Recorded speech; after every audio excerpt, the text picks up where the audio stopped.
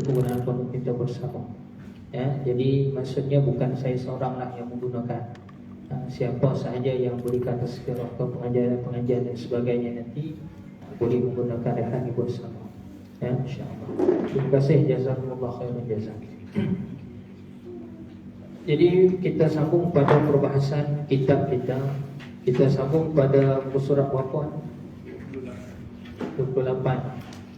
Sejepis bahasan antara sifat dan zat, betul? Baik. Kata pengarang hafizahullah taala, ini sejepis bahasan antara sifat dan zat. Mana nak beza, bagaimana cara kita nak membezakan antara zat dan juga sifat. Bagaimana kita nak membezakan antara zat dan juga sifat. Maka kata pengarang, untuk memahami beza antara zat dan sifat boleh didapati melalui perbahasan zat dan sifat makhluk. Maksudnya kita nak kenal zat Allah, kita nak kenal sifat Allah, jadi kita kenal kepada zat dan sifat makhluk. Kenapa? Kerana hakikat zat Allah Ta'ala dan juga sifat Allah Ta'ala itu kita tak pernah tengok. Betul ke tidak? Zat Allah Ta'ala itu, diri yang Allah Ta'ala itu kita tak pernah tengok. Sifatnya pun kita tak pernah tengok. Hanya yang ada kita lihat sekeliling kita ni, dia panggil asarus sifat, kesan ataupun dia panggil hasil. Allah Ta'ala itu bersifat dengan sifat qudrah, maha kuasa. Jadi kita nampak adanya alam ni. Allah Ta'ala ciptakan alam ni kerana apa? Allah Ta'ala itu maha kuasa. Jadi kita nampak hasil dia. Tapi hakikat dia, adakah alam ini sifat Allah? Bukan. Boleh faham nampak situ kan? Hakikatnya alam ni bukan sifat Allah, tetapi alam ini menjadi bukti bahawa Allah Ta'ala itu ada dan dia bersifat dengan segala sifat yang sempurna. Boleh faham kan? Itulah intibati dalam pengajian akidah kita menurut jalan Asy'ariyah dan juga Maturidiyah. Begitu, itu keputusan dia. Kunci dia, kita baca panjang-panjang kitab sebagainya pun asasnya di situ. Asasnya ialah kita memang tidak boleh nak ceritakan secara tuntas 100% bagaimana zat dan sifat Allah Ta'ala. Okey kan? Tak dengar. Okey. Kita memang tak boleh nak menceritakan bagaimana zat dan sifat Allah Ta'ala tu secara tuntas. Sebab apa? Sebab kita tak pernah tengok, kita tak pernah lihat lagi. Akal manusia ni, dia hanya boleh menceritakan, menggambarkan, menghayalkan perkara yang dia pernah lihat. Sebagai contoh, kalau anak ni ada kajian khas. Semalam pun saya dah cerita dekat camp. Mana yang dekat camp semalam saya dah cerita. Memang ada kajian di Singapura. Kajian ni dia buat di Singapura, di tadika kat Singapura lah, bahasa kita panggil tadika, kindergarten sana kan. Umur dalam 5 tahun 6 tahun lebih kurang, budak-budak. Kajiannya ialah budak-budak ni diminta untuk buat satu tas. Tas dia apa? Lukis gambar ayam. Tahu apa yang anak-anak di Singapura dia buat ni? Dia lukis gambar KFC. Dia lukis gambar pera ayam KFC kan. Kenapa boleh jadi begitu? Kenapa bila ditanya kenapa? Ini bukan ayam, ini ayam. Kenapa jadi begitu? Sebab dia hanya lihat ayam tu dah digoreng tu. Dia tak pernah tengok lagi ayam seekor yang hidup tu seumur hidup dia. Jadi di situ kita faham. Kita boleh ambil faham bahawa manusia ni dia hanya boleh menceritakan benda yang dia pernah dengar dan dia pernah lihat. Tetapi perkara yang dia tak pernah dengar, dia tak pernah lihat, memang dia tak pernah nak bayangkan pun, memang tak boleh nak bayangkan. Nak gambarkan macam mana pun tak boleh. Dan Allah Ta'ala kita tak pernah lihat, dan kita belum pernah dengar bahawa Allah Ta'ala berkata-kata dengan kita sebagainya. Bukan, kita tak pernah dengar langsung. Kalau ada yang mengata saya bercakap dengan Tuhan, itu masalah. Mungkin dia antara dua. Mungkin dia lupa makan ubat, ataupun mungkin dia lagi 2 Jumaat. Faham tak kan? Itu yang dia jadi dan macam segitu. Tapi kalau kata Bukan dua ni tadi, maksudnya dia terikut dengan ajaran sesat. Itu disebut, dia kata dia dengan Tuhan, dia jumpa Tuhan semua. Itu masalah tu. Itu masalah, itu problem. Jadi hakikat Tuhan ni memang kita tak pernah lihat dan kita tidak pernah dengar. Habis kenapa pula kita bahas juga sifat 20? Kerana ini ialah intisari ataupun kesimpulan, conclusion daripada keseluruhan ayat Al-Quran dan juga hadis Nabi. Maka ulama simpulkan, putuskan sekurang-kurang minimum yang semua kita kena tahu, Allah Ta'ala itu ada 20 sifat yang wajib padanya. Tapi hakikat sebenarnya kita tak tahu pun sifat yang wajib itu berapa banyak. Sebenarnya kita tak tahu. Cuma kita cerita tu kerana daripada Quran, kerana daripada hadis. Kalau tak ada Quran hadis pun kita pun tak boleh cerita benda tu. Tak layak. Dan tak boleh pun sebenarnya. Sebab dia akan jadi kebohongan ataupun pendustaan. Begitu. Baik. Maka kita takkan dapat faham beza antara zat dan sifat Tuhan melainkan kita lihat perbahasan zat dan sifat makhluk. Adapun zat dan sifat makhluk itu kita boleh bahas. Sebab kita boleh tengok, kita boleh buat contoh, kita boleh tunjuk. Begitu. Kalau tak tunjuk pun kita boleh dengar. Kalau tak dengar pun kita boleh lihat.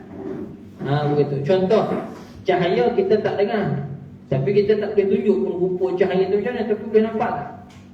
Jadi dia makhluk. Begitu. Dia makhluk. Baik. Contoh Syekh bagi ke situ sehelai kertas. Kita ambil sehelai kertas. Mana contohnya sehelai kertas? Contoh sehelai kertas. Kertas adalah makhluk. Apa-apa yang kita lihat pada kertas itu ialah sifatnya.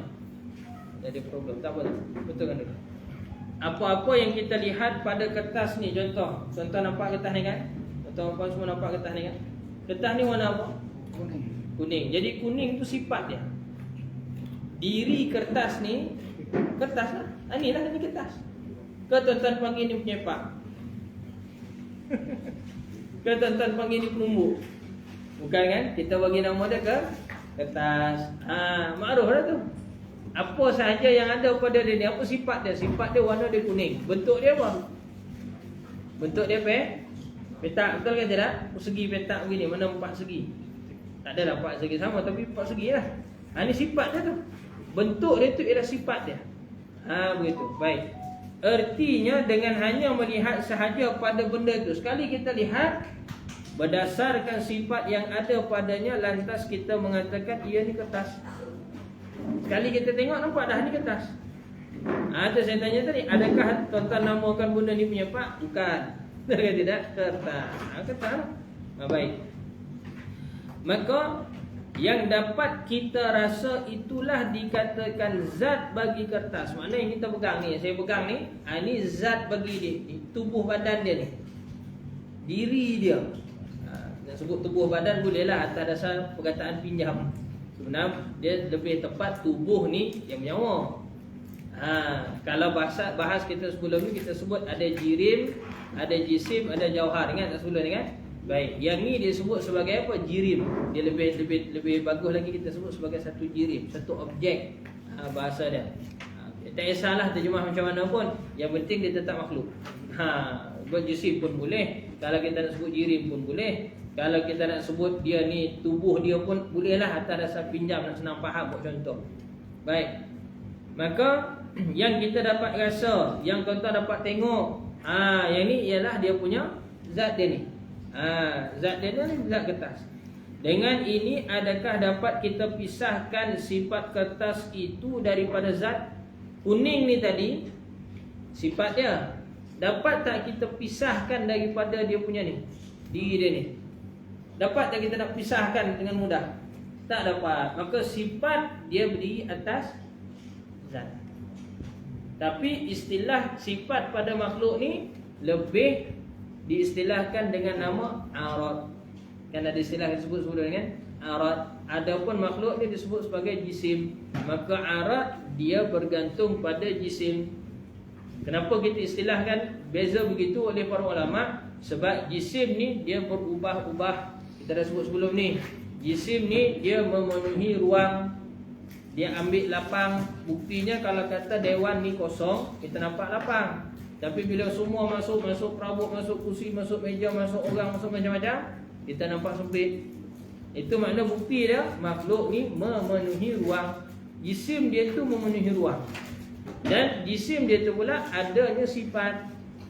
Dan kita kenal dia ni kertas kerana sifat dia tu. Kerana sifat dia tu. Jadi sifat dia, contohlah warna kuning ni antara salah satu sifat dia lah. Kita nak pisahkan mudah ke susah? Susah. Walhasil sebenarnya makhluk boleh kita pisahkan. Tapi macam-macam cara lah kita kena buat. Susah lah, agak sukar. Bukan mustahil lah. Mustahil bukan sukar, bukan maksud dia mustahil. Selagi mana berkaitan dengan makhluk, semuanya harus. Selagi mana berkaitan dengan makhluk, semuanya harus. Boleh lah. Terima kasih. Jazakumullah. Baik. Selagi mana berkaitan dengan makhluk, maka dikira sebagai harus. Itu kita dah awal dulu berkenaan dengan bab hukum akal. Ingat lagi kan? Sebab itu dia akan guna balik. Ulang kaji begitu. Bila kita sebut, dia ada ulang kaji begitu. Baik. Boleh kita beramal sama-sama lah macam tu. Maka tengok lagi Syekh kata begitu. Tentulah tidak dapat kita nak pisahkan dengan mudah. Inilah maksud kenyataan sifat berdiri di atas zat. Maksudnya sifat ni duk nempel pada zat. Okey. Tetapi ingat, perbahasan kita ini hanya kepada sifat dan zat makhluk jua. Sifat dan zat Allah Ta'ala tidak boleh kita bahaskan demikian kerana ia adalah berbeza sama sekali dengan makhluk. Cuma di sini hanyalah bermaksud untuk buat contoh. Contoh nak memahamkan saja. Bukannya Allah Ta'ala macam kata ni, jangan macam tu pula. Ini kita buat perbandingan nak bagi contoh faham. Nak bagi faham kita sifat tu duduk pada zat. Macam mana nak sebut? Buat contoh pada makhluk. Sebab kita nak buat contoh Tuhan, macam mana pula kita nak buat contoh Tuhan? Sebab Tuhan sendiri pun Allah Ta'ala sendiri kita tak pernah nampak. Sebut tadi dah kan? Begitu. Jadi jangan kita ibaratkan Tuhan tu macam makhluk. Salah. Ulama kita dia buat contoh makhluk tu, bukan kata makhluk tu Tuhan, tetapi nak memahamkan istilah tu. Istilah zat tu apa, sifat tu apa, nanti kita masuk af'al, asma' sebagainya apa, begitu. Nak memahamkan istilah sahaja. Sifat Allah Ta'ala itu juga berdiri di atas zatnya dan tidak sekali-kali berpisah dengan zatnya.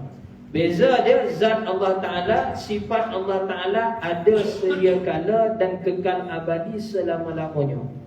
Sekali lagi kita sebut, sifat dan zat Allah Ta'ala dia ada tanpa permulaan, sedia kala dia panggil. Sedia kala maknanya ada tanpa permulaan, ada sedia kala dan kekal abadi selama-lamanya. Maknanya tak berubah, takkan hancur, takkan berubah. Adapun makhluk, sifat dan zat makhluk ni ada dengan permulaan dan akan adanya kebinasaan. Itu makhluk. Mana akhir kita ni bila iza jaa ajalukum la yastakhiruna sa'ata wa la yastaqdimun. Apabila datang ajal menjemput kamu, maka tidak akan dicepatkan walau sesaat dan tidak akan dilewatkan walau sesaat. Jadi sampai setiap kullu nafsin za'iqatul maut, setiap nyawa tu pasti mati. Malah ulama ada sebagian tafsir lagi, bukan sekadar yang nyawa. Kerana ada tafsiran pada ayat surah Rahman pula, kullu man 'alaiha fan. Apa sahaja, tak kisah nyawa ke tak nyawa ke, yang ada bernyawa makhluk tak bernyawa sekalipun, semuanya fana, mana hancur binasa semua. Hancur binasa dengan cara yang Allah Ta'ala kehendaki. Itu kita kena faham. Ada yang mau masuk, bolehkah kita sediakan kursi ke? Depan ada satu, tapi ada maju. Baik. Terima kasih. Jazakumullah. Sila masuk. Baik. Allahumma salli ala Sayyidina Muhammad. Itu dimaksudkan dengan bahawa sifat dan zat Allah yang sekali-kali tidak boleh berpisah. tidak berpisah. Maksud tidak berpisah itu macam mana? Adanya Allah Ta'ala itu zat yang sifatnya itu dia sedia kala. Maksud sedia kala ni ada tanpa permulaan dan dia tidak akan binasa, kekal abadi selama-lamanya. Jangan kita sebut ni salah Yang ada yang salah faham, dia kata macam mana Allah Ta'ala ciptakan gunung, dia gunakan kudrat dia yang besar, sebab gunung tu besar. Ada pun ciptakan semut, guna sikit ya. Betul tak? Salah. Kudrat Allah Ta'ala, sifat dia yang kuasa tu, kan kudrat maknanya kuasa kan. Kuasa Allah Ta'ala makna kudrat Allah Ta'ala, sebagaimana dia menciptakan matahari besar, seperti itu jugalah kudrat yang sama dia menciptakan semut. Sebab Allah Ta'ala dia nak cipta makhluk, dia tak perlu macam kita kena cas dan sebagainya. Macam kita tengok bateri ni, buat contoh. Macam kita tengok bateri mikrofon sebagainya tadi kan. Kalau tak cas kita punya speaker, tak cas kita punya, tak tukar kita punya bateri dan sebagainya, apa berlaku? Dia akan jadi sama macam tadi. Itu maksud dia apa? Itu makhluk. Itu makhluk. Sama juga dengan kita. Apa sajalah dalam kehidupan kita, bateri kereta, pokok diri kita sendiri pun. Kalau kita tak cas keimanan kita, mana kita tak jadidu imanakum biqauli la ilaha illallah, mana kalau kata kita tak berzikir, apa berlaku? Jadi lemah. Bila bateri kita lemah, apa berlaku? Macam-macam perkara akan masuk. Syaitan sebagai itu mudah kepada kita. Nampak kan? Contoh begitu. Buat perbandingan. Ada pun Allah Ta'ala tidak. Innama arada syai'an yakula lahu kun fayakun. Dia nak jadi benda tu jadi. Bukan maksud kun fayakun tu mesti dia nak cipta tu sebut kun bukan. Ayat di situ dia gunakan ayat majazi, gunakan seolah-olah. Umpama mudahnya kita nak sebut kun tu, lebih mudah lagi Allah Ta'ala nak ciptakan sesuatu makhluk. Mudahnya kita sebut kun tu kan, ada yang terseliuh lidah nak sebut kun, tak ada kan? Senang saya. Senangnya kita nak menyebut tu, mudah lagi Allah Ta'ala nak ciptakan makhluk. Tak kisahlah makhluk tu bersama mana pun. Pada zahir kita punya cara ataupun kita punya kemampuan, memang dia kata itu susahnya. Bukan kata nak cipta matahari, kita sendiri nak cipta seekor semut pun kita susah. Tak ada yang mampu. Tak mampu. Betul ke tidak? Tu bezanya Allah Subhanahu Wa Taala dengan kita sebagai makhluk. Baik. Allah Taala alam. Tengok lagi. Ulama membahagikan sifat ini kepada 4 jenis. Ini cara bahas. Ini perbahasan ya. Hakikat kita tak tahulah dia punya pecahan tu macam mana. Tapi ini perbahasan dari sudut berbahas. Sudut berbahas dari sudut nak centerkan kita punya cara fikir. Begitu. Jadi dikelaskan bahawa daripada 20 sifat yang kita belajar, wujud, qidam, baqa, mukhalafatu lil hawadis, qiyamu bi nafsi wahdaniyah, qudrah, iradah, sampailah ke mutakalimat 20 tu, maka dipecahkan kepada 4 perbahasan. Ada 20 ni dimasukkan dalam 4 perbahasan. Perbahasan yang pertama dia panggil perbahasan sifat subutiyah. Subutiyah, mana sabit. Perbahasan sifat yang tetap, memang betul ada. Tetap, ketetapan.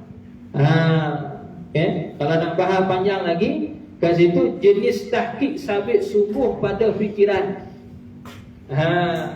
Dia fi zihni. Fi zihni ni ada pada fikiran. Contoh tuan-tuan, buat contoh. Telefon ni ada tak? Ada. Kan ada yang kata tak ada.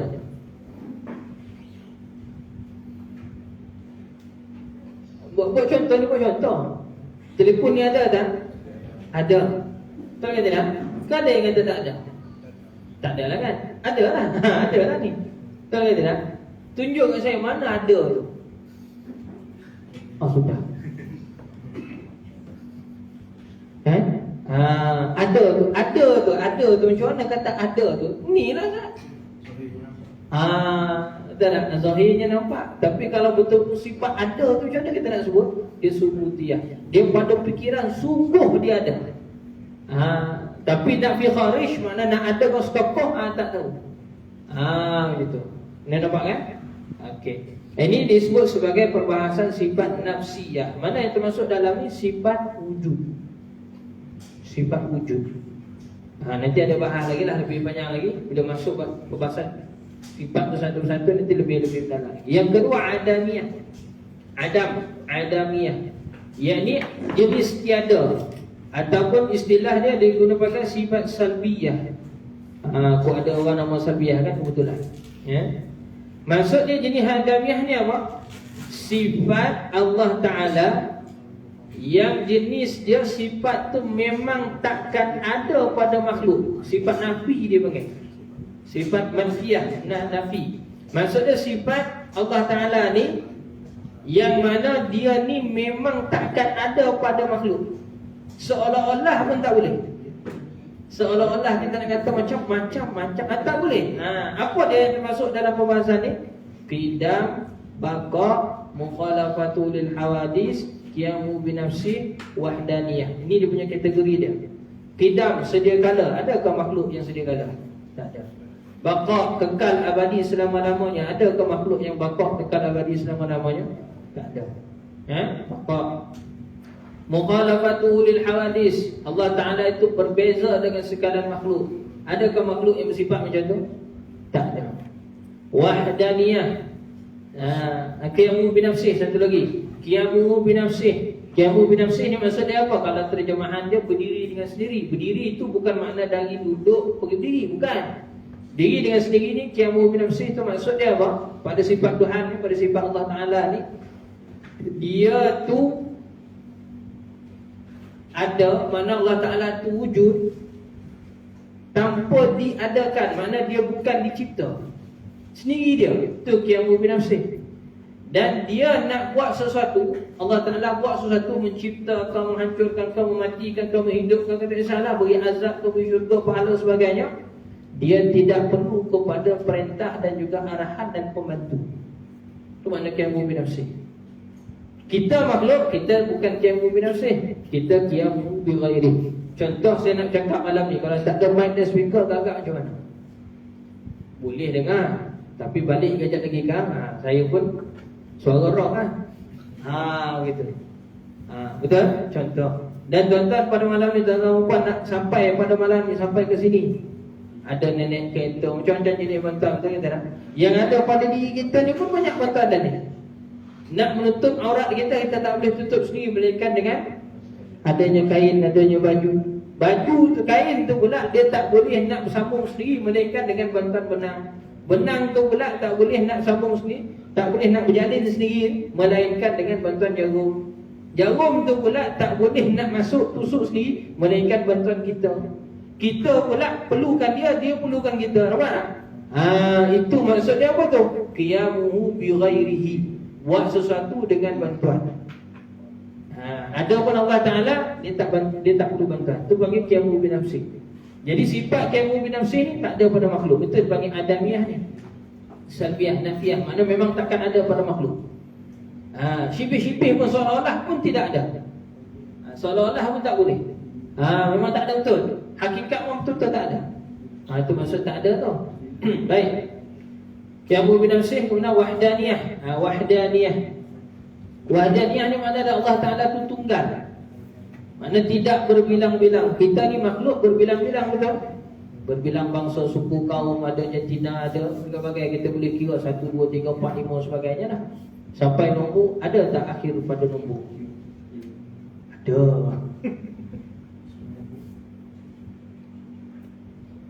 Setiap makhluk tu ada akhir dia. Cuma kita tak tahu ya apa pengakhiran nombor. Betul ke tidak?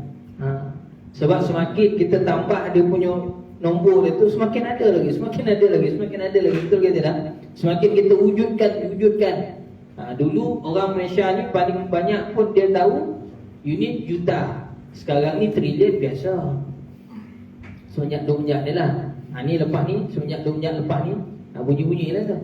Jadi trilion, quadrillion, macam-macam. Bila tanya trilion ni, banyak lah Ustaz, banyak. Berapa banyak-banyak. Dia dah biasa dengar lah, tapi tak tahu berapa kosong dah. Contoh itu yang jenis yang pakar-pakar matematik ni faham lah tu. Okay, baik. Tak apalah, kita tak bahas itu. Yang penting apa saja berkaitan dengan makhluk ada pengakhiran. Cuma mungkin sama ada kita tahu ataupun tak tahu itu saja. Sebab itu membuktikan bahawa ilmu kita tu terbatas. Baik. Wahdaniyah Allah Ta'ala ni, dia ni tunggal esa, tidak berbilang-bilang.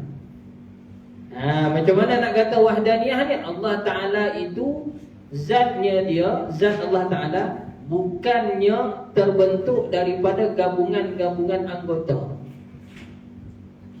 Dan zatnya tu pula bukan terpecah boleh duplicate.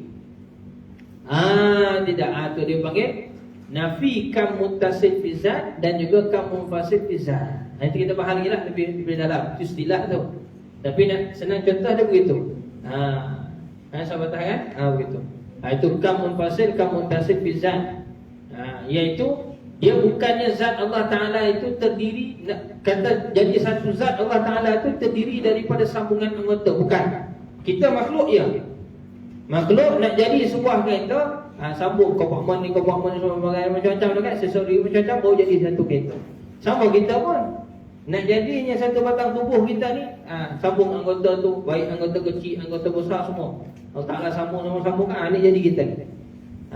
Begitu. Dan kita ni boleh dipecah-pecah lagi. Betul ke tidak? Itu. Mana seperti mana kita ni tadi terdiri daripada bersambung, maka kita boleh dipisahkan. Itu menunjukkan lemah. Allah Ta'ala bukan begitu. Sifat Allah Ta'ala begitu juga. Bukannya kata dulu diciptakan Nabi Adam, sifat kudrah dia yang tu. Sekarang ni diciptakan kita, sifat kudrah lain pula. Tak, sifat kudrah yang sama. Yang sama. Begitu. Maka dalam sifat adamiyah ni tadi, kelas adamiyah tu sifat salbiyah ni ada 5. Apa dia? Qidam, baqa, mukhalafatuhu lil hawadis, qiyamu binafsin, wahdaniyah. 5. Memang 5 ni hakikat ni memang takkan ada pada makhluk. Itu panggil sifat jenis tiada, jenis nafi. Nafi pada makhluk, bukan nafi pada Tuhan. Tuhan memang ada sifat tu, tapi nafi pada makhluk. Nafi sehakikat-hakikatnya, putus, memang nafi betul, memang tak ada betul pada makhluk. Boleh? Seterusnya sifat wujudiyah. Sifat wujudiyah ni sifat ma'ani. Apa sifat ma'ani? Kudrah, iradah, ilmun, hayat, sama', basar, kalam. 7. 7 ni, pada kudrah sampai kalam. Itu sifat ma'ani dia panggil. Sifat ma'ani ni memang sifat tu jenis ada pada zat, cuma kita tak nampak je. Allah Ta'ala tak buka lagi hijab. Kalau bukanya di Allah Ta'ala hijab tu, kita nampak sifat kudrah Allah Ta'ala tu macam mana. Cuma yang kita boleh nampak sekarang ialah asal, kesan daripada Allah Ta'ala itu. Dia tu bersifat kuasa, maka kita nampak adanya makhluk. Begitu. Allah Ta'ala maha mendengar, maha melihat, maka kita nampak adanya makhluk ramai. Begitu. Nampak Dan juga sifat haliyah, jenis keadaan, iaitu apa dia? Sifat ma'nawiyah dia panggil. Sifat ma'nawiyah ni iaitu qadiran, muridan, aliman, hayyan, sami'an, basiran, mutakalliman. Ini kita akan bahas lebih mendalam lagi bila masuk bab pembahasan sifat rububiyah. Ini baru pengenalan, pembahagian sifat, pengenalan di bawah. Baik. Wallahu ta'ala a'lamu bis-shawab. Jadi kita tengok lagi pada bab seterusnya lah, kitab kita seterusnya. Cuma ada beberapa soalan dulu. Kita bagi peluang dulu lah. Ada soalan ke? Boleh sampai sangat tu? Ke dah nampak hati masing-masing kan? Okey, baik. Jadi secara khulasah dia, apa kita nak sebut pada malam ni, kita dapat satu kaedah yang penting, iaitu kita takkan boleh kenal Allah Ta'ala, zat dia bagaimana, sifat dia bagaimana, melainkan kita pandang kepada makhluk. Ini sebenarnya bersesuaian pada hadis Nabi, tafakkaru fi khalqillah wala tafakkaru fi zatillah. Fikirlah kamu tentang ni ciptaan-ciptaan Allah ni, makhluk-makhluk Allah ni. Jangan kamu fikirkan, maksudnya jangan bayang-bayangkan macam mana zat Allah Ta'ala. Sebab memang kita tak boleh pun nak bayangkan. Selagi mana kita bayangkan, ini kata-kata Imam Ahmad bin Hanbal, diriwayat oleh Imam Baihaqi. Dia sebut apa? mahma tasawwarta fi balik fallahu bi khilafin zadik. Selagi mana kau bayang-bayangkan rupa bentuk Allah Ta'ala, maka itu bukan Allah. Itu ialah khayalan. Khayalan makhluk, bukan Tuhan. Jadi tak ada dalam khayalan. Jadi kalau kata terfikir juga Ustaz, macam mana nak buat? Jangan tinggal. Sebabnya syaitan ni memang dia penghasut kan, pemusnah kepada kita. Memang adu mubin. Syaitan ni memang musuh kita yang nyata. Antara hasutan dia begitu, antara dia. Bila belajar bab akidah, dia akan suruh kita fikir bahawa Tuhan tu sama macam makhluk. Kalau kita layan fikiran yang tu, kita tak buang, tak istighfar, tak banyak selawat, tak banyak mengucap kalimah syahadah, tak jadikan zikir la ilaha illallah tu sebagai zikir kita, maka apa berlaku? Memang dia mudah masuk dan akan menguasai kepala kita. Akhirnya itu yang jadi. Baca ya ayat Quran, baca ya hadis. Ni Quran kata Allah Ta'ala tu di aras. Jarah sudah. Tu jadi kita kan. Allah Ta'ala ada muka lah ni. Sudah. Dalam Quran sebut wajhu, dia tak sebut muka. Boleh banyak terjemahan. Sebab ayat Quran dia tak boleh kita terjemah dia singkat macam tu. Sebab Quran ni walaupun sepotong ayat dia, satu patah perkataan, satu huruf sekalipun, makna dia sangat luas. Itu Quran. Hadis Nabi begitu juga. Contoh dalam Quran kita biasa dengar Hamim, Alif Lam Mim, Kaf Ha Ain Sad. Cuba tafsir tengok. Siapa tahu makna dia? Tak tahu. Tapi adakah tu bukan ayat Quran? Ayat Quran? Atau paling pendek lagi, Nun. Adakah tu bukan ayat Quran? Ayat Quran surah Al-Qalam. Lepas surah Al-Mulk, surah Qalam. Jadi maksud dia Allah Ta'ala yang tahu, kita tak tahu. Cuma beberapa tafsiran para ulama adalah, tapi hakikat sebenar tafsiran ni kita tak tahu. Itu menunjukkan bahawa apa? Quran ni ilmu dia sangat luas. Sampai tahap kita pun tak tahu lah. Tak tahu macam mana, sebab kita ni terbatas. Wallahu ta'ala a'lamu bissawab. Baik, itu sambung pada bab kitab fiqh kita. Ke mana yang belum ada kitab tu, boleh kita kongsi dulu. Bismillahirrahmanirrahim. Qala mu'allif rahimahullahu ta'ala. Kita sampai pada mana? Bab niat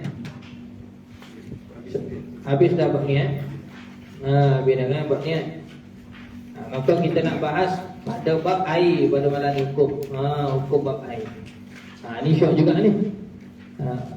Sebabnya mungkin dalam sebulan dua lagi ni kita akan masuk pada musim panas. Pada musim panas. Pada musim panas. Musim panas ni dimula pada bulan Jun sampai September. September sampai ke apa tu nanti, dia akan masuk musim dingin, kemudian baru masuk musim sejuk. Musim sejuk tu Disember. Mana September sampai Disember ataupun sampai Oktober tu, sampai November tu ialah musim luruh. Kita ni Jun sampai September ni musim panas. Musim panas. Tapi Allah Ta'ala alam, kita tak tahulah. Mudah-mudahanlah supaya musim panas pada tahun ni menjadi. Musim panas pada tahun ni menjadi. Menjadi maksudnya apa? Panas tu betul-betul panas.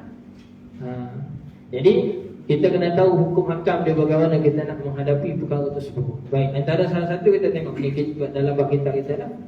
Bukan kata musim panas saja pun, musim apa sekalipun, yang penting kalau kata labuan tak ada air, macam mana nak selesai? Jatuh. Contoh begitulah. Hukum ni kita kena tahu untuk nak mengesahkan ibadat. Musa 13 yang tengah-tengah tu, kata pengarang rahimahullahu ta'ala, faslun.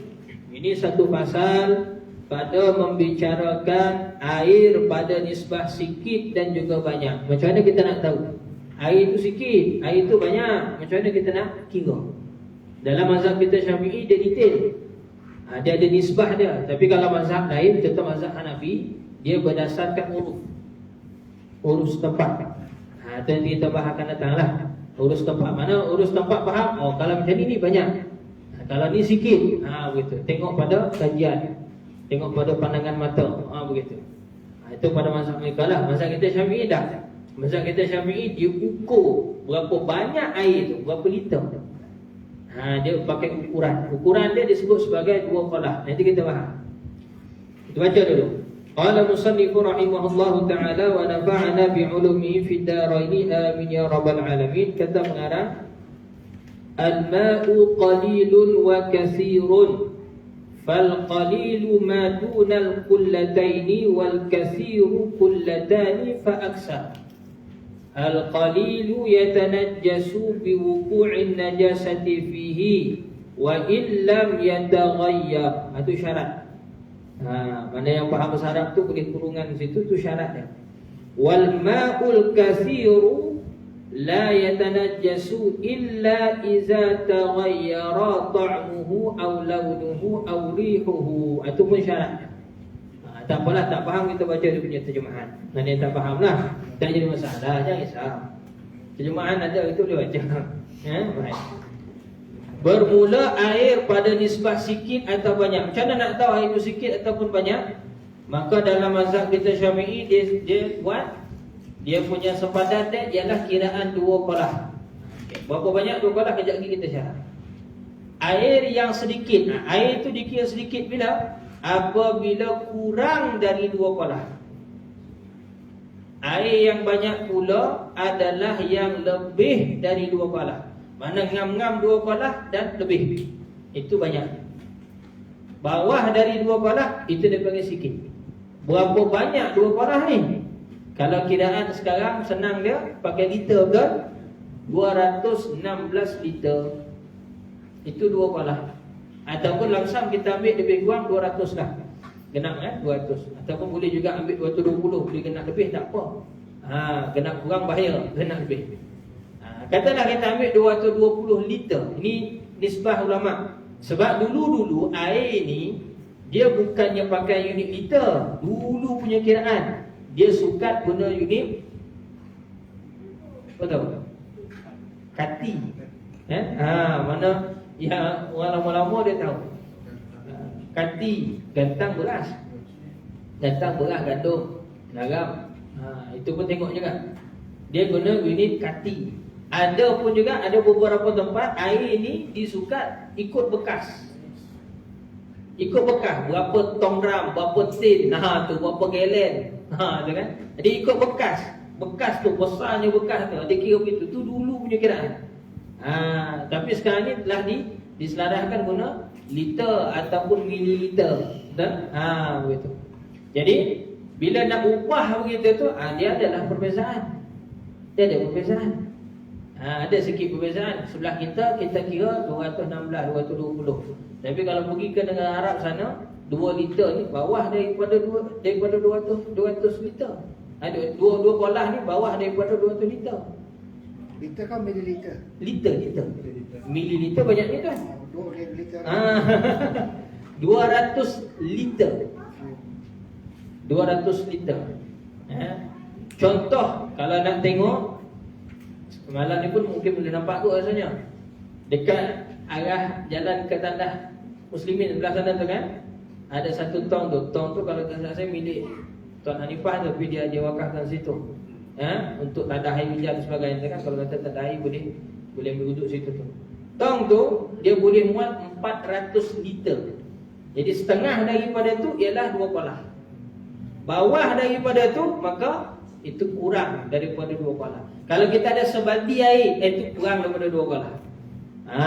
Betul. Senang nak cerita dah. Senang faham. Macam mana kiraan dia lebih kurang kalau nak tengok bekas? Okey, baik. 200 liter ni ataupun 2 qalah ni, kalau bekas tu segi 4, maka panjang dia sekurang-kurang 45 cm. Lebar dia pun sekurang-kurang 45 cm. Tinggi bekas tu pun sekurang-kurang 45 cm. Satu hasta suku, satu hasta suku, satu hasta suku. Itu kalau kiraan hasta pula dah. Payah tu. Hasta tu tangan panjang jadinya. Kalau tangan pendek jadi. Betul? Jadi selamat dia kita pakai jumlah liter. Zaman sekarang ni liter tu lebih memudahkan lah. Tong-tong dan sebagainya pun semua kita tahu dah sukat dia liter tu banyak mana. Kan? Begitu. Itu kalau bekas 4 sama lah. Kalau kata segi 4 tempat gotong yang lain-lain sebagainya kan bentuk dah kita kiyah lah. Jumlah dia tu dia kiyah dia. Kalau bentuk bulat pula dia minta pula dia punya ukur lilit. Betul lah dia minta kan. Kalau daripada pusat ke tepi dia panggil jari betul. Ni dia minta. Dia minta pada ujung ke ujung dia panggil dia minta kan. Dia minta dia tu sekurang-kurang 30 cm. Tinggi dia sekurang-kurang 60 cm. Itu kalau kata bekas bulat. Mana kalau kata tong sampah kita yang besar tu, yang besar tu kan, yang boleh kalau kata plastik sampah kita beli saiz apa? Bukan saiz M, saiz L. Itu baru 2 kolah. Tapi kalau saiz M tu tak cukup lagi tu. Atau biru lepas dah. Atau biru tu sampah kita biasa dengan terlepas. Itu berapa ratus liter dah tu, lebih betul 300 liter saya tu. Tapi tengok juga tong biru tu sah. Kalau pergi dekat Nintek tu, tong biru ada yang dapat. Tong biru juga kecil kan. Jadi senang cerita dia, kita pakai jumlah liter tu selamat. Jadi bawah dari 220 liter atau 200 liter boleh pakai juga lah satu kaun. Bawah dari 200 liter dia panggil air tu kurang 2 kolah. Kalau lebih dari 200 liter ataupun ngam-ngam, maka itu 2 kolah dan lebih. Itu kena ingat tu lah. Dia punya kiraan dia tu. Baik. Maka apa hukum dia? Itu tadi tu banyak air tu kuantiti. Hukum dia. Air yang sedikit, maksud sedikit tu apa? Kurang 2 kolah. Bahasa sekarang kita boleh sebut kurang dari 200 liter. Baik. Dia akan menjadi najis. Ini hukum dia. Dia jadi mutan najis. Mutan najis ni, dia tanah jasu tu mutan najis. Dia bukannya asal najis. Kena faham eh?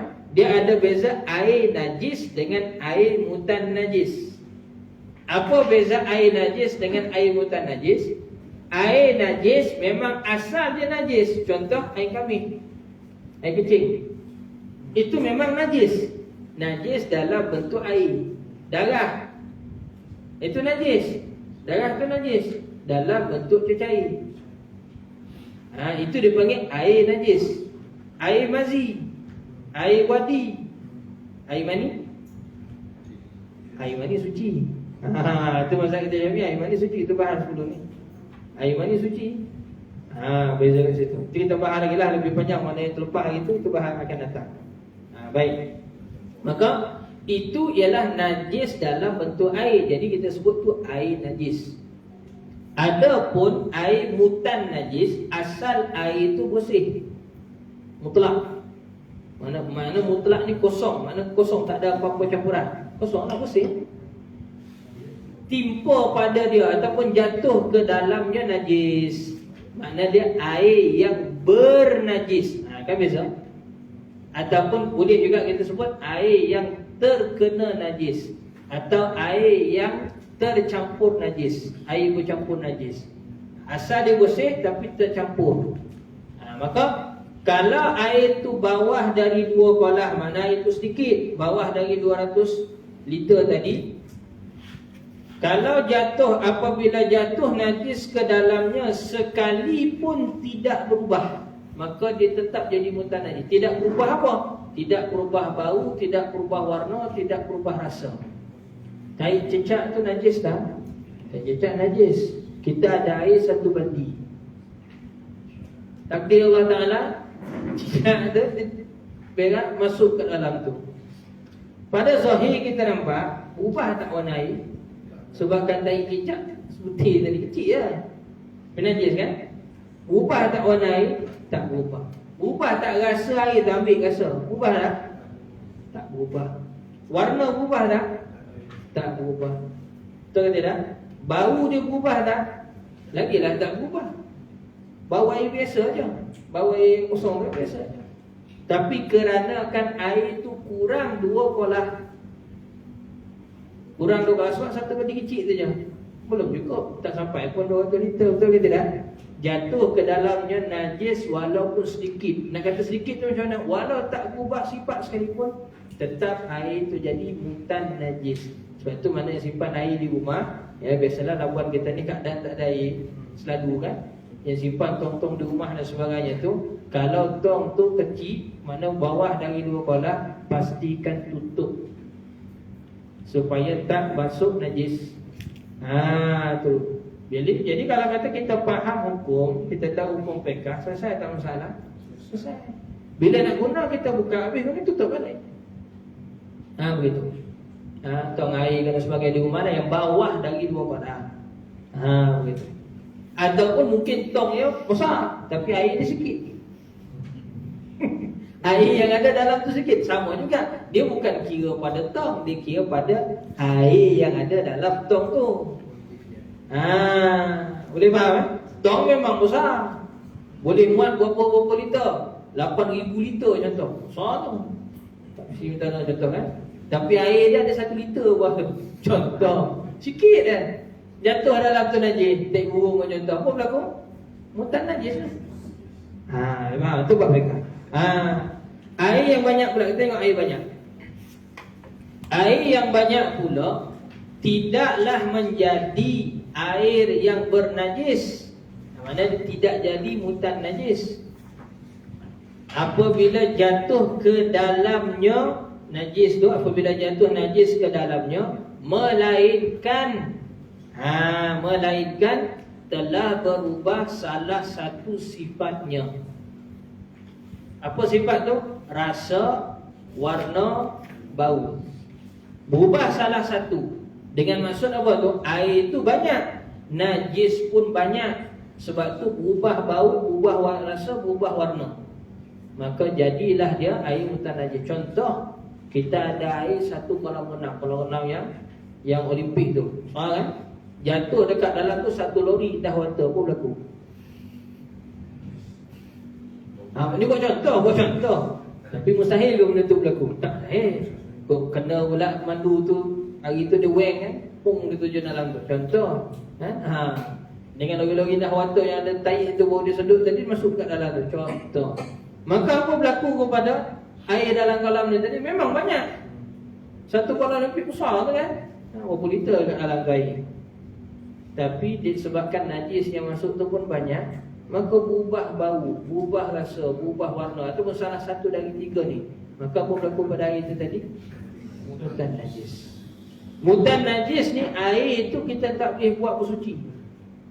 Mana kita nak ambil air itu, walaupun yang najis dia sana, yang sini tak najis, kita ambil buat bersuci, tak boleh.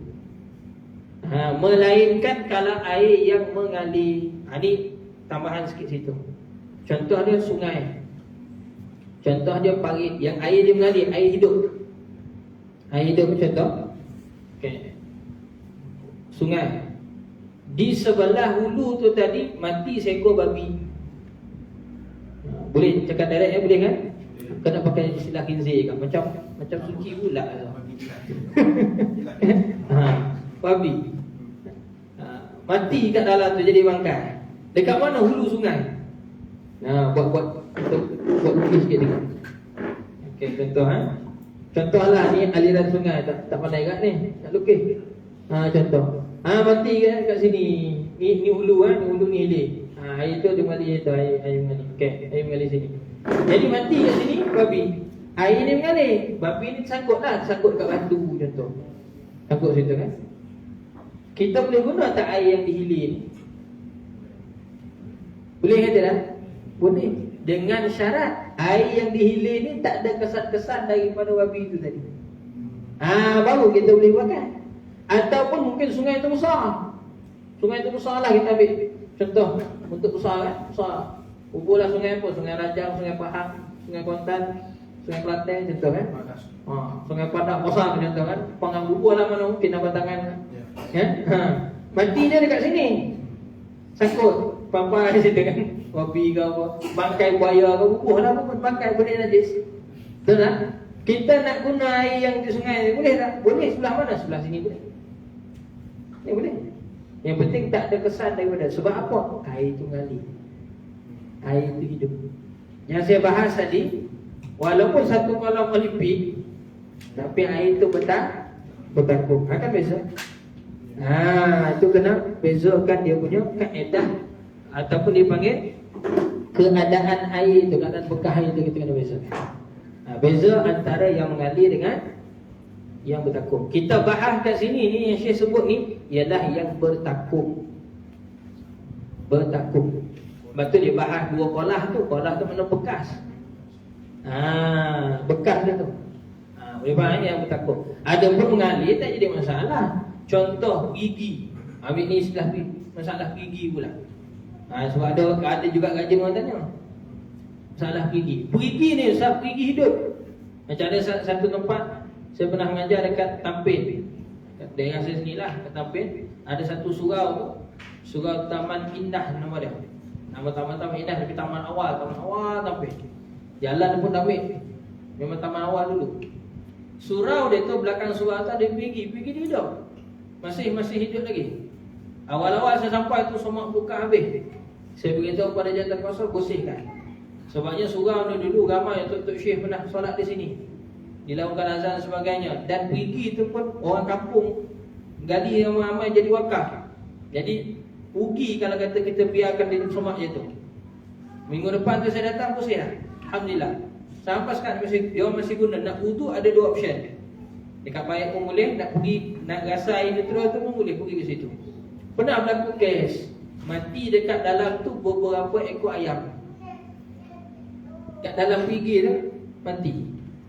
Air dia tu air hidup. Maksud dia air dia tu sampai satu tahap yang kalau kata musim hujan, air tu naik boleh melimpah. Daripada dia punya tuntung tu kan, dia punya kalbuat dia tu boleh melimpah.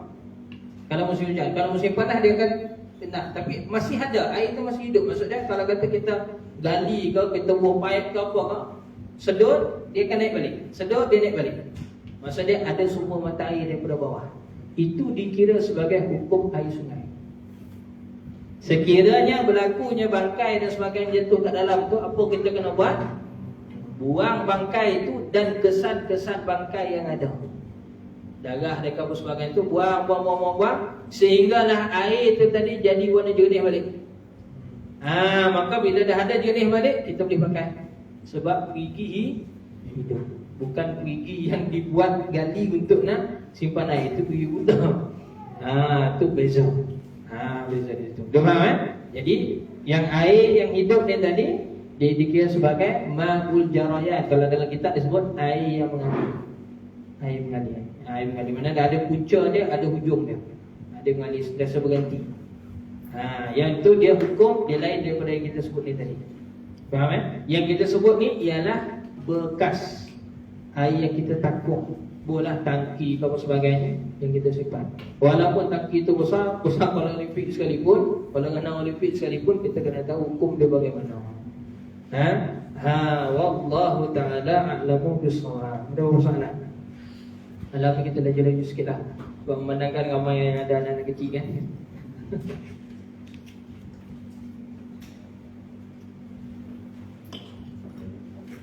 Ya. Kalau kita simpan satu tong drum di air dekat rumah, masa tak ada air lah. Jadi asalnya penuh. Itu kira lebih daripada 2 kolah. Kolah boleh digunakan untuk berwuduk. Kita pun seminggu tak ada air. Air pertama kita guna kurang sikit. So, tapi masih lagi lebih daripada 2 liter lah. Air kedua kurang lagi tapi masih lebih. Hari keempat, kelima air yang sama dari itu dah berkurangan daripada 2 liter. Adakah masih boleh digunakan untuk berwuduk? Masih boleh. Masih boleh. Selagi mana tidak jatuh dalamnya najis ataupun apa-apa. Itu kita faham lah. Soalan dia tadi ialah asalnya kita simpan air tong besar.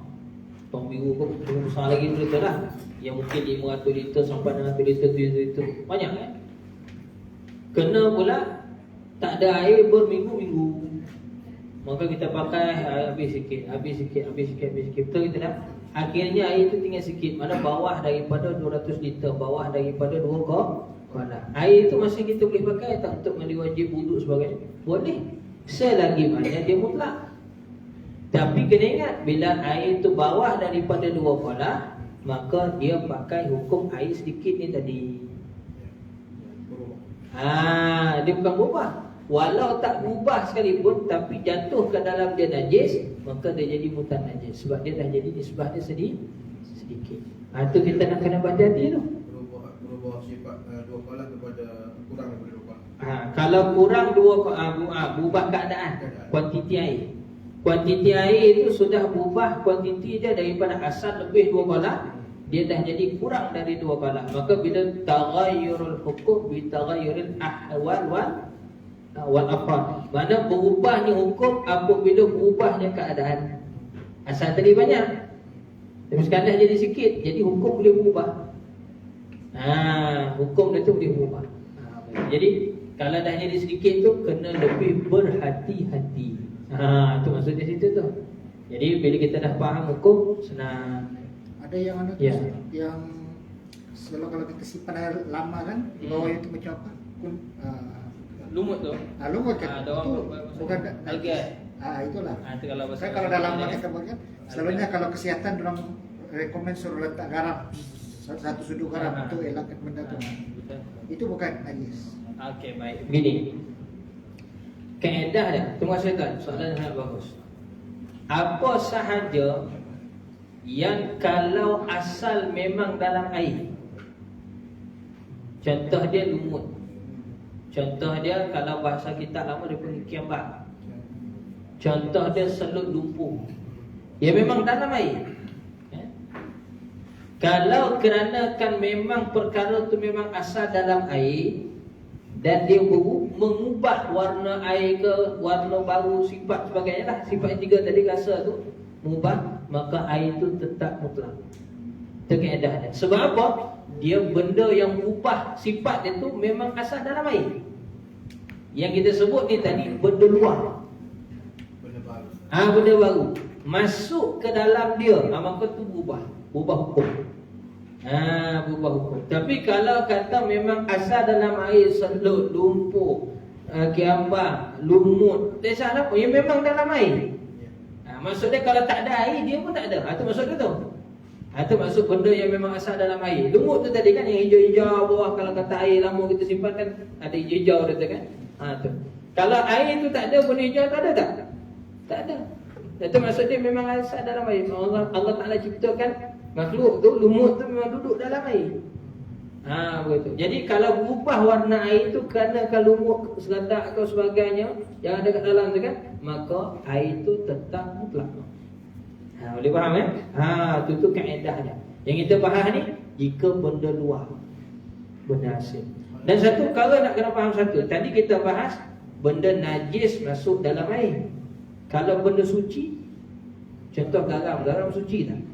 Tapi garam ni asal dalam air ke luar? Luar. Betul? Contoh dia subuk kopi. Contoh dia subuk teh. Benda tu suci, tapi dia luar daripada air. Bila dimasukkan ke dalam air yang suci, maka air itu jadi suci lagi tak? Suci. Jangan kata tak suci. Kalau tak boleh minum air kopi tu. Air itu suci, tapi tidak menyucikan. Maka kita tengok ni dalam pembahagian air dalam mazhab kita Syafi'i. Alah-alah kan? Sampai kita bahas apa habis. Dalam mazhab kita Syafi'i, boleh tengok merah. Air ni dia bahagi kepada 4 bentuk mengikut hukum. Pertama dia panggil mutlak, air mutlak. Air mutlak. Yang kedua air musyammas. Yang ketiga air musta'mal.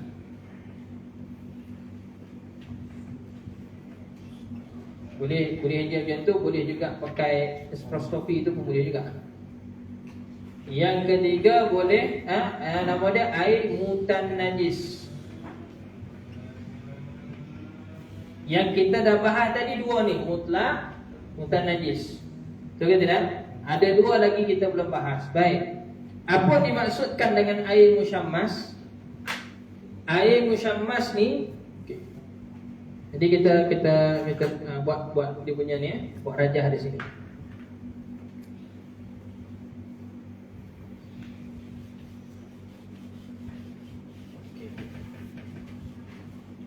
Ini nama air dia atau bentuk air dia, ni hukum dia. Hukum dia suci, menyucikan. Kita boleh buat 2 ni lah. Apa makna suci? Suci tu, dia tu sendiri suci. Apa makna menyucikan tu? Menyucikan tu dia boleh sucikan yang lain. Mana kita boleh guna dia buat wudu, jadi badan kita jadi suci. Kita boleh gunakan dia buat mandi wajib, maka badan kita jadi suci. Gitu. Ataupun kita guna untuk buat basuh kain dan sebagainya, kain kita jadi suci. Itu maksud dia tu menyucikan. Dia panggil tuhurun wal mutahhar, suci dan menyucikan. Menyucikan ni makna dia boleh basuh benda lain. Macam itulah. Baik. Air mutlak ni dia suci dan menyucikan. Dia tu bersih dan boleh bersihkan yang lain. Itu air mutlak. Boleh nampak kan? Itu buat rajah dia. Air musyammas ni air yang suci dan menyucikan, tapi makruh kita gunakan. Makruh gunakan. Kalau kita guna direct makruh, dia tak haram. Macam mana boleh berlaku air musyammas ni? Dia ada dua syarat. Pertama, air tu, air musyammas ni macam mana boleh berlaku? Boleh jadi, boleh dapat salin tak ni? Laju sikit cakap ni. Air musyammas ni macam mana boleh berlaku? Pertama, air tu disimpan dalam bekas besi ataupun seerti dengan besi. Mana bekas yang boleh hadirkan apa? Tu. Dan bekas tu pula disimpan di tengah panas, di negara panas. Kalau kita Malaysia ni negara panas kan? Tak sampai. Kita tak sampai air jadi musyammas. Tak sampai. Kalau negara Arab ya, ada Afrika betul. Ataupun Australia yang ada di sebelah sini tu kan, Queensland apa tu yang panas tu, yang gurun tu. Itu yang panas. Jadi dia disimpan dalam bekas besi dan dibiarkan di tengah panas di negara yang suhu panas. Kita ni suhu kita moderate saja. Tropika makna lebih kurang ya, 30 kurangnya tu. Ini suhu panas 40 ke atas. Jadi air yang disimpan dalam bekas besi asal dia mutlak, tapi disebabkan diletak di tempat negara panas tadi, tengah papai kan atas umum biasa macam tu kan. Maka air tu kalau kita guna agak-agak macam mana? Panas kan? Sebab tu makruh digunakan ketika dia panas tu. Nak gunakan juga macam mana? Sejukkan dulu baru dia jadi mutlak yang sempurna. Mana sejukkan dulu, mana kita taduhkan dia dulu dalam satu ketika setengah jam apa kan, dia jadi sejuk sikit, baru kita letakkan. Kalau kita guna direct, dia akan banyak masalah pada kulit dan sebagainya. Sebab tu makruh, tapi hukum dia tetap mutlak. Sama macam mutlak. Dia suci dan boleh menyucikan. Cuma makruh guna tu sebabkan panas dia tu. Boleh faham? Itu musyammas. Kenapa musyammas? Air yang panas kerana matahari. Matahari dalam bahasa Arab disebut syamsun. Iza syamsu kuwirat kan? Wa syamsi wa duhaha. Syamsun. Ini matahari. Jadi musyammas ni dia ambil daripada mana? Macam mana ejaan musyammas kalau dalam bahasa Arab tambah mim je. Tambah mim ni tinggal letak satu. Musyammas. Musyammasun. Mana air yang termataharikan. Macam itulah kalau nak terjemah sahih. Payah agak terjemah sahih ni. Waktu Quran hadir ni payah nak. Tak betul sebenarnya terjemah sahih. Susah, bukan senang. Susah. Orang nak faham pun susah. Istilah tak kena. Okey, baik. Tak dulu sekejap. Maka air musyammas ni dia suci dan menyucikan, tapi makruh kita gunakan ketika dia panas. Sejuk dulu pun kita pakai. Okey, seterusnya. Boleh. Sorry. Kena jahat. Okey, yang ketiga mustakmal. Mustakmal ni air dia suci, tapi dia tidak menyucikan. Mana tak boleh nak guna buat wudu ke, mandi ke, basuh ke dan sebagainya, sahnya orang sini kan. Tak boleh. Dan mustakmal ni dia ada dua keadaan. Dia ada dua pembahagian lah, dua keadaan. Ada dua faktor kenapa jadi mustakmal. Satu, mustakmal betul, mustakmal yang halis, mustakmal yang memang betul mustakmal. Macam mana kita kata mustakmal ni? Yang saya kata mustakmal yang asal mustakmal tu, air yang kita guna buat wudu kemudian dia menitis. Dia panggil air sisa. Kita mandi itu ada niat bersuci. Apa sahaja ibadah taharah yang kita gunakan dengan niat air itu, kita guna ada niat mandi, niat wudu, betul tidak? Maka air yang jadi sisa tu dia jadi mustakmal. Syarat dia air itu kena tubuh terpisah, maka dia jadi mustakmal. Tapi kalau kena tubuh melekat, itu masih mutlak. Tu faham para ulama. Dia ada syarat lagi mustakmal tu. Macam mana boleh jadi mustakmal?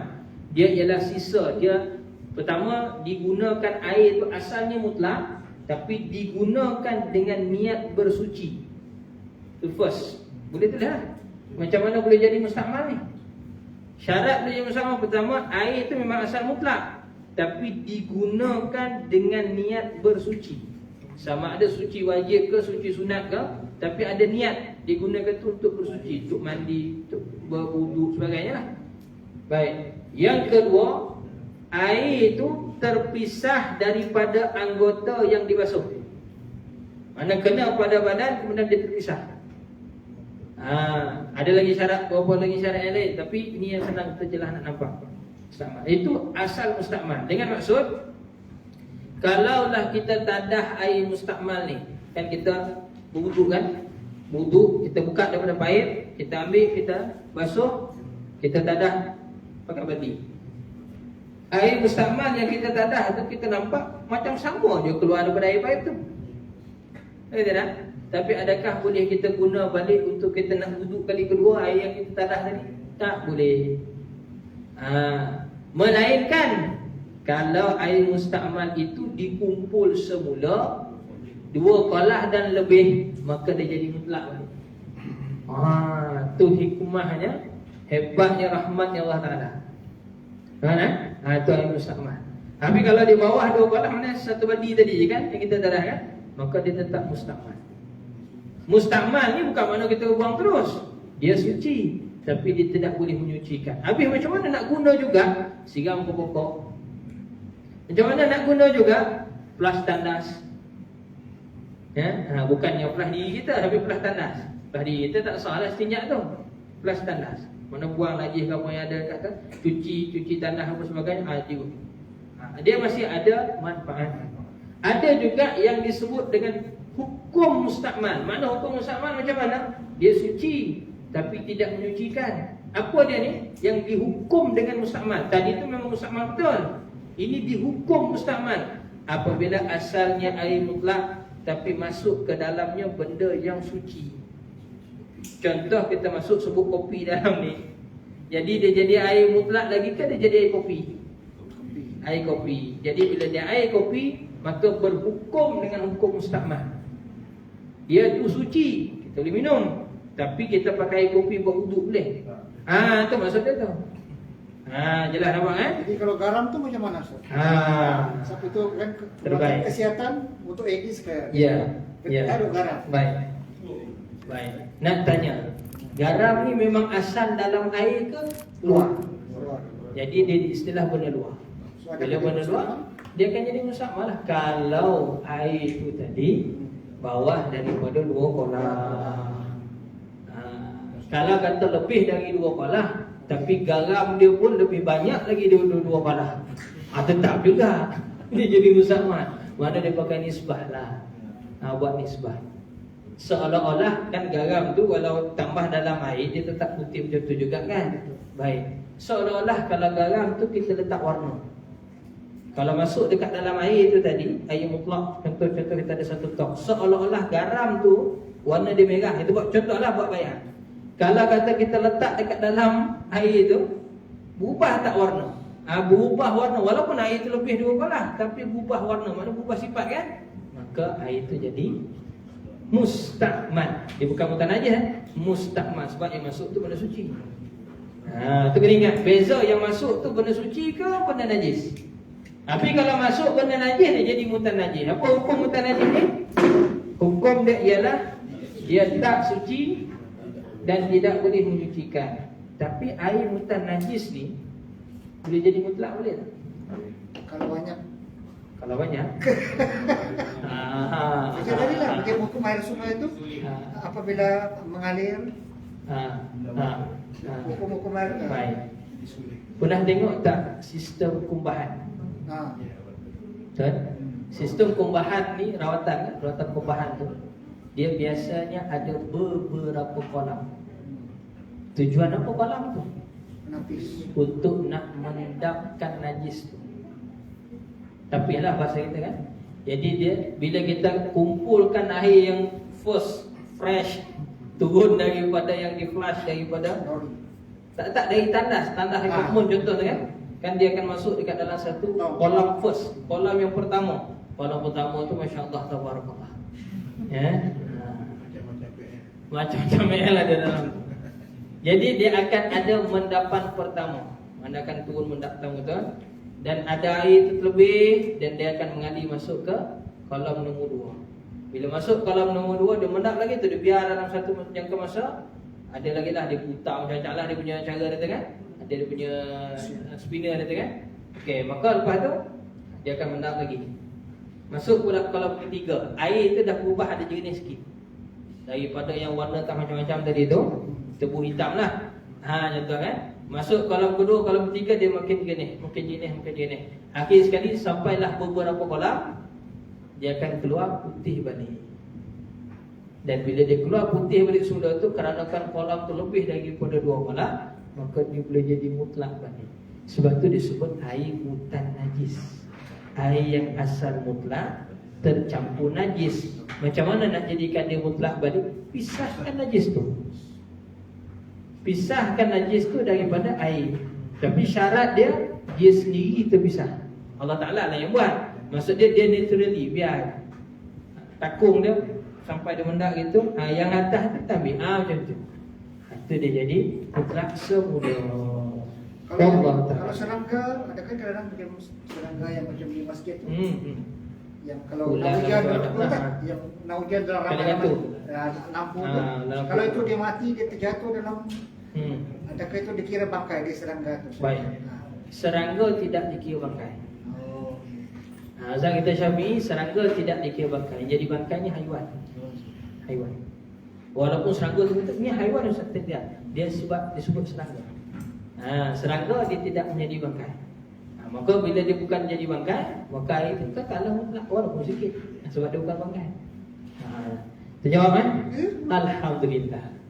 Selesai lah tu. Kita pergi pada kitab ketiga. Ini kalau tak baca rugi. Walaupun masa kita dah habis dah ni. Boleh Boleh. Rugi lah. Kita seminggu itu tak baca. Ustaz mana ni? Bilang saya tu. Bismillah.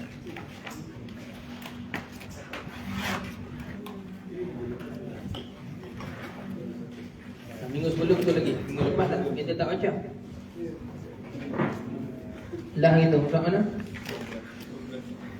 12. 12 pada baris yang mana tu? Pada kata yang mana?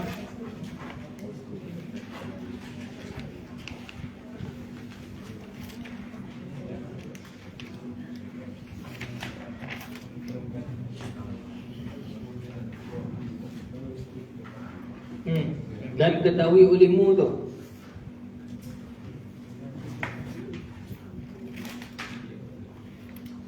Kan? Perenggan bawah ni kan? Baris ke-7. Baris ke-7. 7 dari mana? Dari bawah, dari atas. Dari atas. Itu kan? Dah itu tengah-tengah tu. Perenggan ke-3. Perenggan bawah.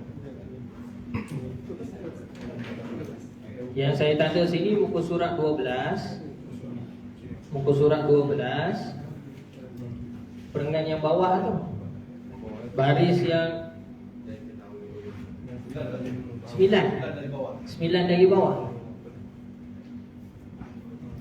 Bagi 9 dari bawah. Tanda dulu.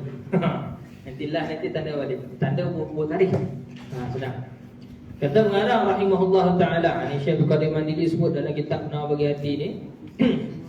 Dan ketahui olehmu bahawasanya lidah itu sebanyak-banyak anggota dan sebesar-besarnya daripada kejahatan.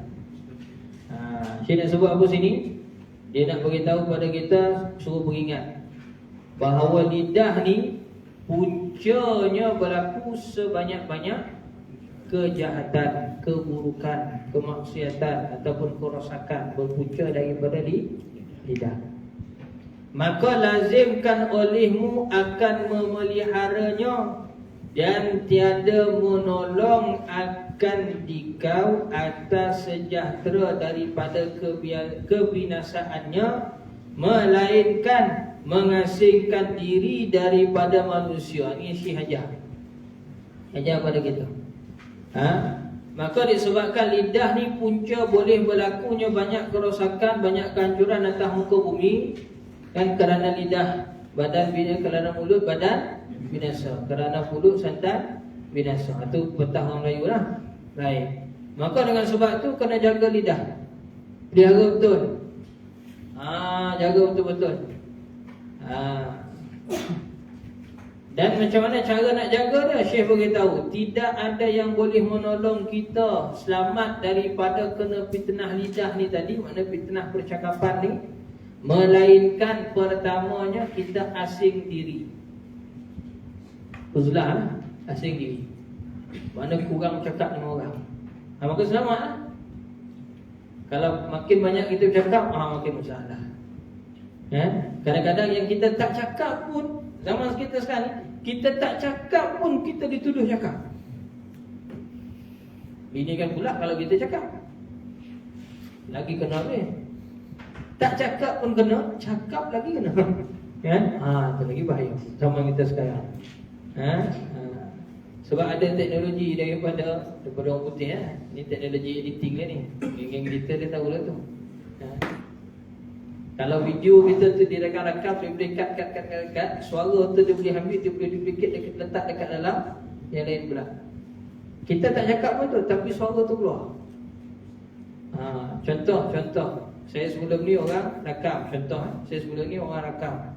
Saya pernah cakap tadi, contoh kataan babi, kataan saya, kataan babi. Contoh kan?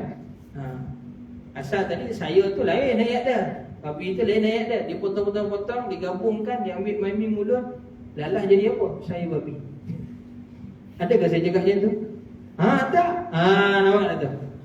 Editing punya bahasa sekarang. Tak cakap pun kena, cakap lagi tu. Itu lagi kena hati-hati. Baik. Terus. Dan mengekalkan diam, melainkan pada ketika berhajat kepada berkata-kata. Pertama tadi kita banyakkan asing daripada orang. Bukan jadi sampai tak bergaul langsung, kena bergaul juga. Tapi bila kita bergaul dengan orang, kita bercakap yang betul-betul perlu. Kena disiplin lah. Kena disiplin. Baik. Apa dia yang melainkan ketika yang berhajat ni betul-betul ni? Seperti belajar dan mengajar dan memberi nasihat.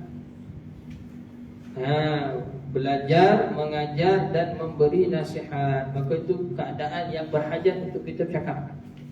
Belajar, kita perlu cakap lah. Tanya soalan dan sebagainya. Mengajar, memanglah kena terangkan present dan sebagainya. Syarah, memberi nasihat, orang minta nasihat, kita kena bagi. Ini satu perkara sunnah Nabi. Walau kata kita ni bukan ustaz sekalipun, bukan ustazah sekalipun, tak ada pun apa degree dan sebagainya dari sudut agama ni, kalau orang datang pada kita minta nasihat, berikan nasihat semampu kita boleh. Kalau tak ada jugalah modal dalam hati kita tu, dalam perut kita ni tak ada modal dah nak cakap, aku nak cakap apa? Engkau minta nasihat aku, bagi juga nasihat. Apa nasihat yang paling bagus sekali? Ittaqullah. Cukup. Takwa pada Allah sekurang-kurang. Tiru macam khutbah. Sekurang-kurang. Bila orang datang pada kita minta nasihat, jangan kita hampurkan hati orang. Sebabnya bila orang minta nasihat dengan kita, jadi itu keadaan yang memang berhajat untuk kita cakap. Untuk kita cakap. Jangan yang salah faham pula. Bila orang minta nasihat, inni nazartu li rabbi sawma, sudah dibaca pula ayat Quran, Siti Maryam punya hujah. Bila orang ramai tanya kepada dia, Maryam, kau ni anak siapa ni? Apa jawab Siti Maryam? Aku bernazar pada Tuhan aku untuk puasa. Tahu puasa apa tu? Puasa cakap. Dia tak mengaku. Orang macam-macam kutuk dia semua, kata diam. Akhirnya siapa yang jawab? Bayi itu sendiri jawab. Siapa bayi itu? Nabi Isa. Itu ketika minta hujah. Ini cerita dia orang minta nasihat. Orang minta nasihat ni keadaan berhajat, kita kena cakap. Jadi kena cakap lah. Bukan saya ajar ni jangan cakap. Kena cakap, tapi cakap yang kena pada tempat dia, yang tujuan dia betul. Itu. Baik. Sekali lagi. Bersembah oleh Muaz bin Jabal radhiyallahu taala anhu. Bersembah ni makna dia apa? Sayyidina Muaz dia nak cakap dengan Rasulullah. Sayyidina Muaz bin Jabal ni sahabat Nabi. Terjemah ulama dulu-dulu, qala Muaz radhiyallahu taala anhu, tu kalau dalam bahasa Arab. Bahasa Melayu dia sebut apa? Bersembah. Bukan makna dia Sayyidina Muaz bersembah Nabi. Nanti jangan baca cara sikit nak keluar. Jangan baca cara buat tu. Bersembah ni maksud dia apa di situ? Orang yang tahap peringkat bawah, bila nak cakap dengan orang tahap tinggi, bahasa Melayu lama, bahasa Melayu klasik, dia sebut apa tu? Bersembah. Sembah maklum kepada tuanku. Maknanya dia, kita ni nak cakap dengan tuanku, dia sebut apa tu? Bukan kecek. Dia sebut bersembah. Tu. Maknanya Sayyidina Muaz cakap pada Nabi. Hai Rasulullah, berpesan olehmu akan daku. Ini makna permintaan Sayyidina Muaz pada Nabi. Minta Nabi pesan pada dia. Bagi wasiatlah macam tu. Maka mengeluarkan oleh Rasulullah sallallahu alaihi wasallam akan lidahnya yang maha mulia. Sudah, jadi ada maha pula kat sini. Ini terjemah kita lama. Maha mulia ni maksud dia sangat mulia. Maha ni bahasa Melayu lama, bahasa kita sebut sangat. Ada yang salah faham, dia tak faham bahasa Melayu walaupun dia orang Melayu. Dia kata maha ni untuk Tuhannya, tuanku tak boleh. Sudah, syirik ni kalau tu. Astagfirullah. Bertahap begitu. Hati-hati. Kena fahamlah bahasa yang diguna sini bahasa Melayu lama, bukan bahasa Melayu kita cakap hari-hari ni. Bahasa Melayu lama. Bahasa Melayu lama ni dia ada seni dia kat situ. Kita rujuklah. Baik. Maka ketika Sayyidina Muaz minta pada Nabi, wasiatkan padaku sesuatu, pesan padaku sesuatu wahai Rasulullah, maka Rasulullah buat apa? Rasulullah keluarkan lidah dia. Tunjuk lidah dia. Baik. Apa maha mulia dan bersabda ia. Maka lepas Nabi tunjukkan lidah Nabi itu, maka Nabi cakap, tahan olehmu atas anggota. Minta maaf, tahan olehmu atas engkau akan ini. Nabi suruh jaga ni. Macam tu. Nabi sabda pada Sayyidina Muaz, artinya lidah engkau yang seperti lidah aku ini hendaklah engkau tahan akan dia daripada berkata-kata dengan perkataan yang dilarang. Dan adalah Sayyidina Abu Bakar As-Siddiq radhiyallahu taala anhu memegang ia akan lidahnya. Nampak peristiwa ni? Sayyidina Muaz ni dengan para sahabat ramai. Sayyidina Muaz minta kepada Rasulullah bagi wasiat, bagi peringatan, bagi pesanan pada Rasulullah. Maka Rasulullah tunjuk lidah, Rasulullah cakap, tahan ni, jaga ni. Wahai Sayyidina Muaz. Ibarat gitulah bahasa kalau kita terjemah bahasa sekarang. Hadis ni ayat ni. Maka disebabkan Nabi sebut begitu, Sayyidina Abu Bakar yang melihat peristiwa ni tadi, apa dia buat? Dia pegang lidah.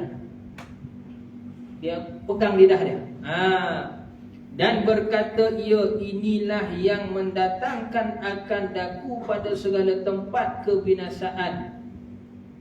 Berkata oleh syair, yakni penyair, luka dengan sebab lembing sebuah dengan mudah.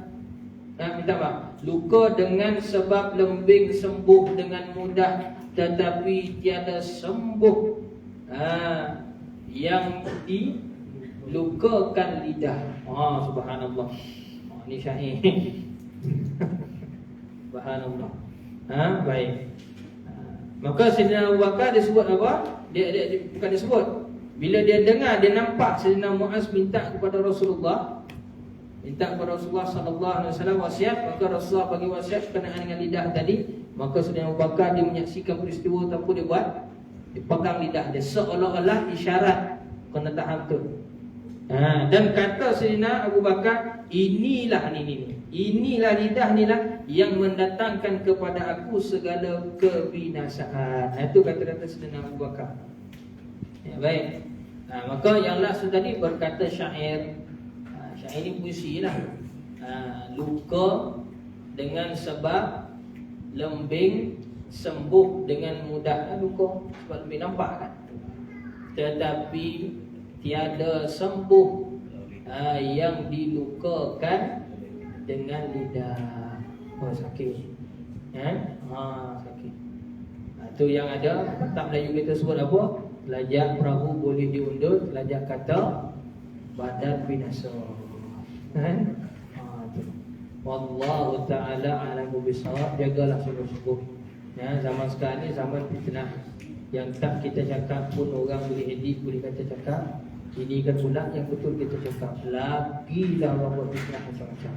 Lain yang dicakap, lain yang ditafsir. Pun berlaku juga. Orang cakap lain, dia faham lain, dia sampaikan benda lain. Pun jadi bergaduh juga. Jadi hati-hatilah. Wallahu ta'ala a'lamu bissawab. Cukup sampai sekadar itu saja dulu. Anak-anak kita pun dah gelisah dah, cucu-cucu masing-masing kan, dah gelisah dah. Bismillahirrahmanirrahim. Rabbana anfa'na bima 'allamtana, Rabbana 'allimna alladhi yanfa'una, Rabbana faqina lana wa qarabatina lana fi dinina. Sallallahu ala sayyidina Muhammad wa ala alihi wa sahbihi wa baraka wa sallam. Walhamdulillahi rabbil alamin. Ikut sama-sama. La ilaha illallah, la ilaha illallah, la ilaha illallah. Allahumma salli ala sayyidina Muhammad wa ala alihi wa sahbihi wa sallim. Allahumma salli ala sayyidina Muhammad wa ala alihi wa sahbihi wa sallim. Allahumma salli ala sayyidina Muhammad wa ala alihi wa sahbihi wa sallim. Jazallahu Muhammadan 'anna khairan. Assalamualaikum warahmatullahi wabarakatuh.